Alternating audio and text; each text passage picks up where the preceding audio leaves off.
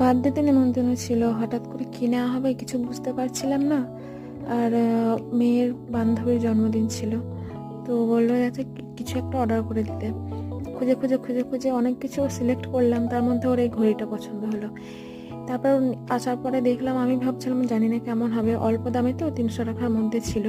তো দেখলাম, তারপর ওপেন করে দেখলাম না, খুব সুন্দর এসছে, মানে হাতে পরার পর বোঝাই যাবে না যে এটা 300 টাকার ঘড়ি।